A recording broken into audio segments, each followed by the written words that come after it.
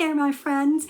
Look, we've gotten quite a few new folks here on the channel lately, so I thought maybe I would just go through as quick as I can synopsis of kind of how we got here and what happened and how all this started. But look, before I say anything else, I want you to take a look at me. See how I'm kind of vibrating, looking kind of weird? It's the energy in my house. For anybody who doesn't know, the unseen world have higher vibrational energy level because everything's made of energy, right? Our rocks are made of energy. We have energy. Even though you don't see a rock move, it still has energy. So everything has energy. And these beings have a faster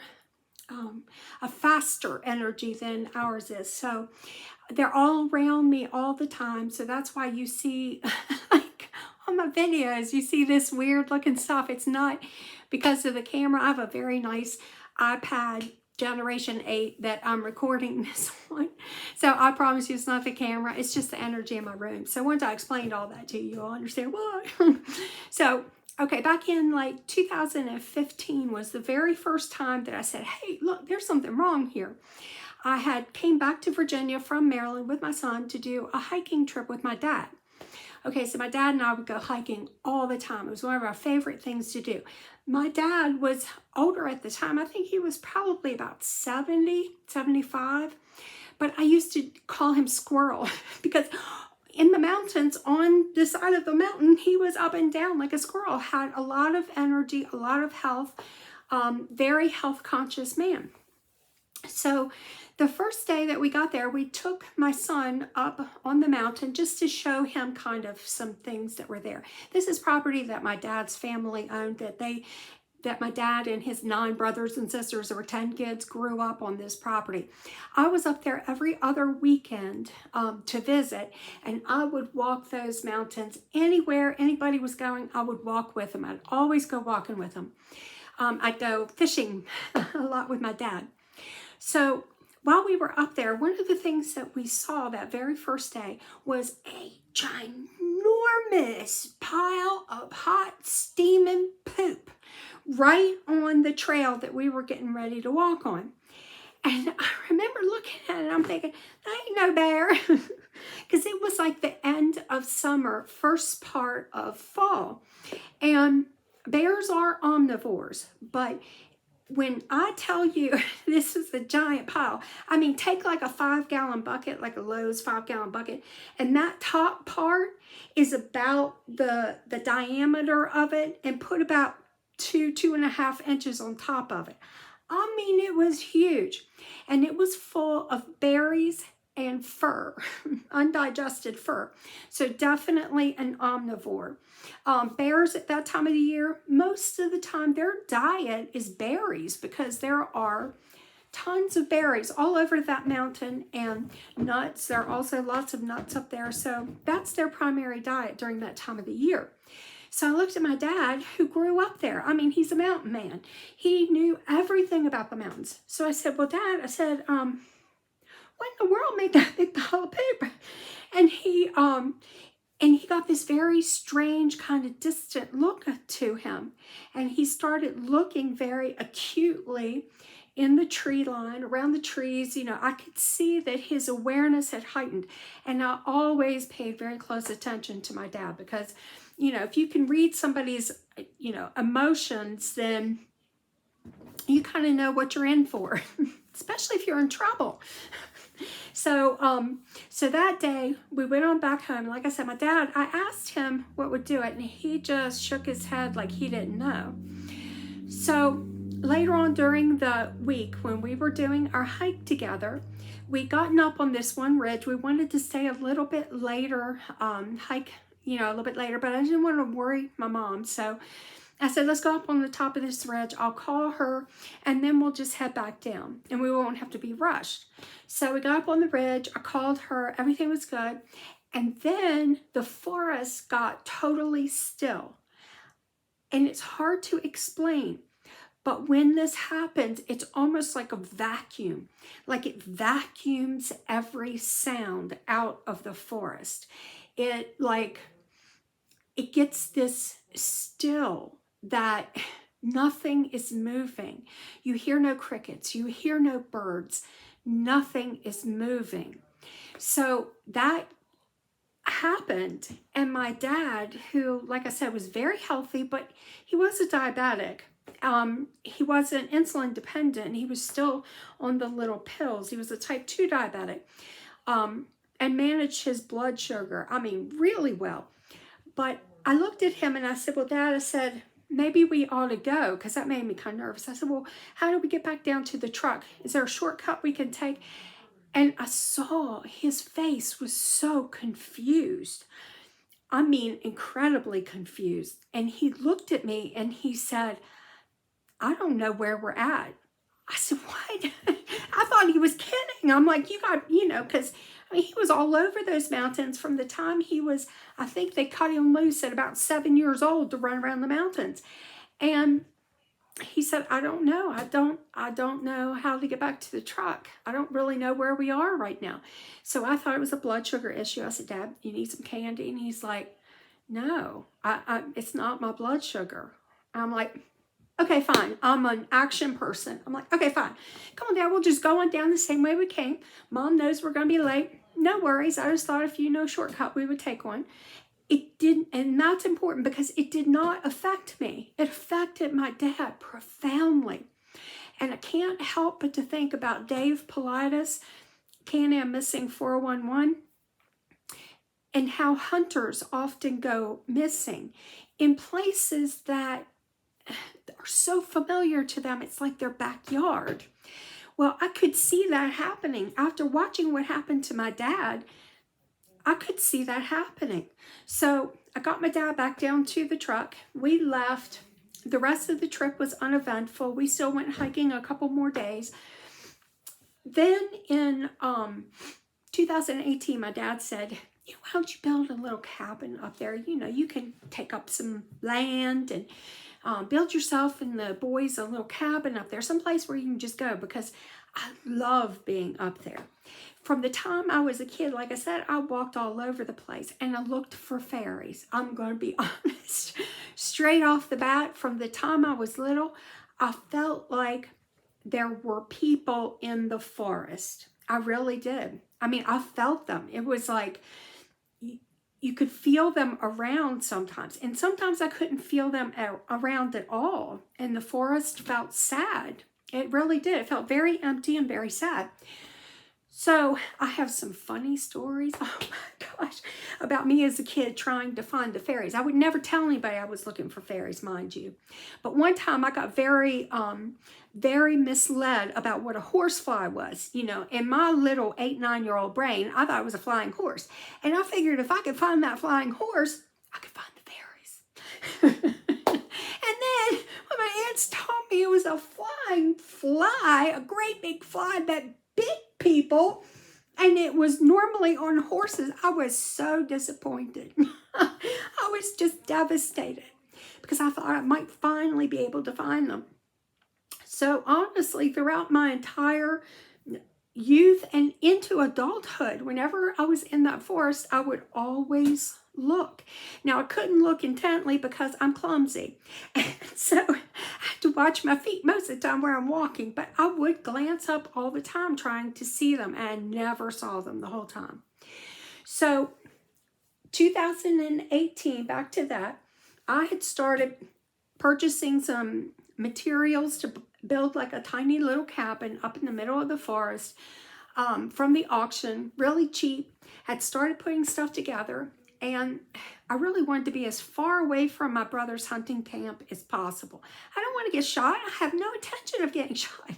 I mean, I love hunters. I have nothing against hunters, but I just didn't want to be near them and maybe get shot. So we chose this place that I thought might be easy to widen the road enough to get the truck through. Oh no, oh no. We spent a good part of that summer just trying to clear the road to get to that spot. And then finally we got to the point where we stopped clearing the road and just started dragging stuff down there and said, maybe we'll get it built and we'll just have to walk in, hike in every time. it was so beautiful. Oh my God, you guys. I can't even explain to you how beautiful that spot was. It was just perfect. But reality set in, and it's not just about walking there, it's about dragging all of your materials there also. And because my sons were with me, it's not like I could spend the night in the truck back there. I had no place to, we had no place to sleep. And it's a very long drive because it's a lot of back roads. So finally I said, okay, we're going to have to pick another spot. But in the meantime, some things happened that really were, kind of crazy, like really made you think. One of those things is that when we were down there in our little spot, every time we were walking down there, I could tell that a bear had, what I thought was a bear, had marked the trail in front of us all the way down. I'm very perceptive when it comes to tracking urine markings. I'm very perceptive. And I kept seeing these and I thought, would a bear do that? I've never known a bear to do that. But in the mountains, then it was in the back of my head. A couple of times I was with my brother, who's an avid hunter, and another friend who was a hunter also. They never saw the urine markings, but I saw them every single time, and it was always on the trail in front of us. So I said, okay, look, we got to go, guys. So while we were down there, like I said, I saw the markings. I heard something crash over a tree up on the ridge behind us. Oh, let me tell you, it flew into me because I thought it was a bear. And I had my two boys with me, and it was going to be Mama Bear activate because I was furious. I bring protection when I'm up there in the mountains. It's something that's made out of steel, and it has a very loud kaboom. So, afterwards, after things had kind of settled down, because whatever it was, it left. A woman with something that is that loud, and you're threatening her around her children, you should know better. You really should know better, and you should leave. And so it did. It left. So the next time we were back there, my oldest son and I spotted what looked like a giant nest on the hill. I said, you know what? I said, I got to go check that out because I got to see what in the world that is. That's just really weird. I've never seen anything like it. So we went up there and checked it out. Definitely something large had bedded down. It was like, this is just, this is interesting. This is probably not a great spot, really. So I think something else might be living here. So then we came back another time, and there was a pile of bird bones where we sat our things. Every single time we came, we would set them in one spot, our tools and stuff to do things. And it was a pile of picked, clean bird bones. Now, every animal that I could think of would have ate those bones. It wouldn't have piled them up in a pile. So it was just really strange. There was all these things that were happening that I couldn't quite put my finger on. I couldn't make any sense out of it. So then one day my son and I are walking down the trail, and we see this coolest thing. It looks like one of the old-fashioned, I say old-fashioned, they used to use them, a Native American trail marker. It was a tree that went like up, over, and bent up again, so that that forward bend would be the direction that you were supposed to go. So the tree was kind of by itself, and I was like, oh, look, Connor was like, this is cool. There haven't been any, and my son asked me, have there been Native Americans in this area? How long ago? And I said, I'm not really sure. I think I remember Grande saying that he had never seen one actually back in the forest, so I'm not really sure. I have to look into that. Then later on, things start piling up. They start making connections, and it dawned on me that trail marker tree was only about 4 to 6 inches in diameter. Okay, so over 100 years, there have been no Native Americans in that area whatsoever. So why would there be such a small young tree bent in that direction? It didn't make any sense. So I'm like running all these things, all these odd things through my head, because like I said, I had been up there my whole life. As a kid, I had walked all over those mountains. My dad taught me how to track. He taught me, just lots of things about the forest. And so things weren't adding up. It was just all this really weird stuff. And so I remember one time I had heard something about, and I'm going to use the term, I'd heard Bigfoot. And I remember thinking, oh, well, that's kind of interesting. I remember seeing that Patterson-Gimlin film. I remember seeing Patty. And I had thought to myself, well, there's probably none of them left. You know, they've probably all died out because we don't see them. And if there are any left, they're probably all the way over there on the West Coast, you know, up in Washington, California, where they first saw Patty. And I really had no interest in it whatsoever. It wasn't interesting to me. The only thing that I would have pursued actively was the Fae. So I'm going through all this stuff and I'm thinking, could a bear have done all of this? Could a bear have trail marked? I've never heard of a bear doing that. My dad never said a bear would do that. You know, I go through all this stuff.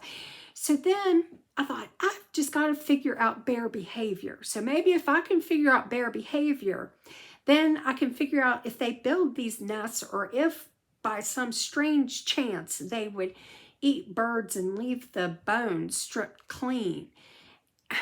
So I found Steve Ishdahl, The Facts by HowToHunt.com, and I figured that somebody who was a hunting guide certainly would know bear behavior.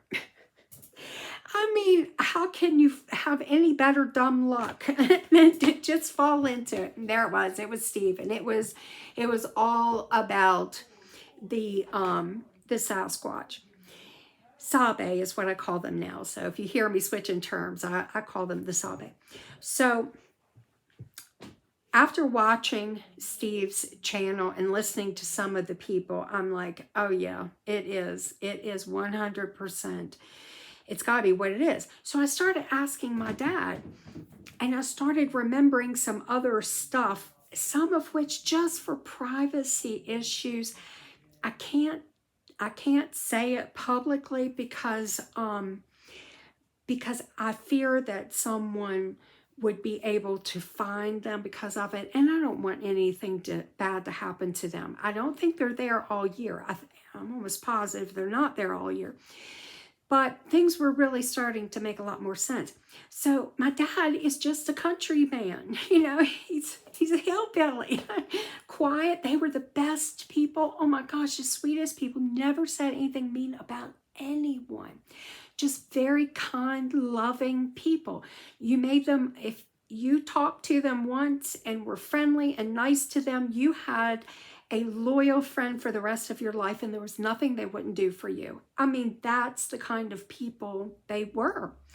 And so I kept trying to ask my dad, but I was asking him more in an animal sense. That's going to get important later. So I'm like, you know, what is this? I'm like, what is this thing? And is it something, have you seen this? Have you seen something that's very large that looks a lot like a bear? My dad kept saying, no, kept looking at me like I lost my mind, right? So while I went up there, I picked another spot. And while I was up there, I was taking pictures. Sometimes I would walk with the camera around my neck. And I didn't really think that I would ever see anything. But I thought, you know, just in case there is one, maybe I would get to see it. That would be really cool if I got it on film. And I'd been watching Scott Carpenter's channel for a while and saw that he filmed behind him. And I thought, wow, that's a great idea. You know, that way they won't be so nervous, you know, and maybe they'll come out behind you, which they do. So I started filming everything. And then my dad was getting sicker and sicker. And he just was very ill. And I just felt like I had to get this mystery solved somehow. I had to get this solved. So I had asked him every way I could think of to possibly ask him. And then Dave Politis from Missing 411 had talked about Harvey Pratt. He's an FBI forensic artist. He's retired now, and Dave says he's the best artist in the world. He's amazing. So I thought, well, I'll look up some of the ones that he has done from eyewitness accounts, and just, maybe I'll show them to my dad and just see. And I picked one that, honestly, I think that if you looked at this person, because they are people, and if you looked at this person, you might not necessarily. I had a neighbor that looked like him. I'm going to tell you the truth, I did, except he was little. He was kind of short. But I had a neighbor that looked a lot like the guy in the picture. And the guy in the picture just didn't really have a neck. He looked like he was just a big muscular guy. Some guys, when they get a lot of muscles, bulging muscles, they don't really have a neck. And he had kind of long hair, and he was kind of hairy. So I said to my dad, I said, have you ever seen anything like this? And I showed him the picture of this guy, and he goes, hey, I know that guy. I said, really? He said, yeah, I know him. And I said, wow. I said, well, how tall is that guy? And then, boy, the look on his face, I realized he wasn't going to tell me. And he knew that he had slipped up, that he had accidentally told me. He had no plans whatsoever, I think, of ever telling anybody. But he said, hey, I know that guy. So, and I said, how tall was he? And he said, oh, he was between 6 and 7. I said, 6 and 7 feet tall? Yeah, he was between 6 and 7 feet tall. I said, well, how many times did you see him? He said, oh, I reckon it was about 8, 10, 12 times. I forget now exactly what my dad said, if it was 8 to 10 or 10 to 12 times. And I said, really? I said, well, what was he doing? He said, well, he was just kind of peeking behind the tree. He said, every time I saw him, I spoke to that man. Every time I saw him. But he never spoke back to me. And he got this big cheesy grin. He said, because he was too shy. I said, are you serious? He said, yes. He said, they never speak back because they're just too shy. They're too shy. They never speak back. So I just kind of let it go, because I could tell, after a while, it was just making him uncomfortable and talking about it, because I guess he kind of felt like he was outing them. So then what I did, I figured that it was pretty inevitable that I would most likely see one at some point or have some kind of an encounter. And I wanted to be just like my dad. I wanted to speak to them, say hi, be brave, and not like freak out or anything, because that's just horrible. It's so bad that people do that. And I'll tell you later why that's so bad, why it bothers me so much. So I thought my best plan of action is to look at every single picture I can find anywhere and try to desensitize myself to their size and maybe an odd appearance about them, not knowing what they would look like. I didn't know. So I researched every single thing I could on them, because if I'm going to be having a little cabin back there with my boys, I don't want a bad relationship with them. Certainly, I could see the love in my dad's face that he had for them. And I mean, if I did something to really upset them or hurt them, I would feel horrible about that. So that's what I did. I did everything I could. So I filmed as I was up there, and I never really looked at the film. Well, August the 7th of 2021, I mean, I had just been beat. I had to sleep in my truck, because that's what I had to do if I spent the night up there. And my legs are too long for my truck. I'd be all jammed up. It was miserable trying to sleep in the cab of the truck. I eventually got a camper top, and that was much better. But so I was getting ready to leave, and it was like, my gosh, how much have I got? I've gotten hardly anything done because I felled tree after tree after tree, but it just seemed like I wasn't getting anything done. So I thought, you know what? The forest looks different today too. It's beautiful, but there's something different about the forest today. It's really odd. I mean, it was giving me this like magical fantasy land feeling. I mean, it was that beautiful. But I felt like somebody was around, you know, like you feel like somebody might be there. So I thought, you know what? So here's what I did. I got in my truck and I left my luggable loo with its contents in it beside the tent. Like I was leaving, right? So I got in my truck and I started up the road, and then all of a sudden I stopped and I started filming. Held on to it, and I said, gosh, I can't believe I didn't get any more than this done. It's so disheartening, you know. And then I went and got my bucket and took my bucket and dumped it, because I figured that way it might catch something or somebody off guard a little bit.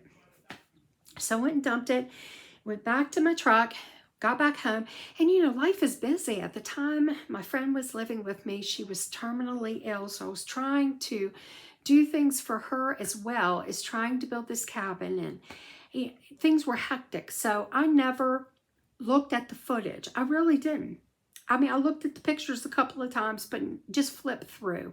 Nothing, you know, I didn't see anything. So in October, I fell down my stairs and broke my leg. I broke it down near my ankle, the outside bone. Oh, I heard that snap too. I'm a tough woman, but I'm going to tell you something. I was doing some hissing breathing. So needless to say, there went the rest of my time. I could not get back up there because I wasn't allowed to walk. I was on crutches. So I had a lot of time on my hands because I couldn't do things. So I started looking through the footage, and oh my gosh, on August the 7th, that day that I just told you about, as I was going through my footage, I saw something black right beside my truck. And I thought, is that a little bear? What is that? And I zoomed it in, and it was a sabe. He was curled up by my truck. And I'm like, oh my gosh, that is so cool. So then I really started looking at the pictures, and I'm like, what in the world? They're everywhere. You know, they were like, I mean, there were so many entities in that forest. It is mind-boggling. 1 minute, 57 seconds of just pure beings everywhere. So then I also looked at the tent. And before I really said a whole lot, I really was trying to figure out, you know, what was going on, because there was a sabe inside of my tent. They met inside of my canopy tent up in the forest. And it was right by the road that people use. So they really risked exposing themselves. And it's profound. You know, you guys, I mean, to me, it's really profound that these entities could have met anywhere in the world. And yet they met inside of my canopy tent in the middle of the forest on August the 7th. I mean, it blew me away. Now, I had went back up there on August the 9th to pick up a few more things because school was starting the next day for my son. And I filmed while I was up there again because, again, I had that feeling that there was like something going on, and they were all over there again. It was a huge, huge gathering. Okay, I just realized as I was editing this video that it is way too long to be one video. I will never get it uploaded, so I'm going to split it right here, and then I'll put the rest of it in part 2, maybe part 3, just depending on how many gigs of data it takes up. Okay, I love you guys. Look for the next part. See ya.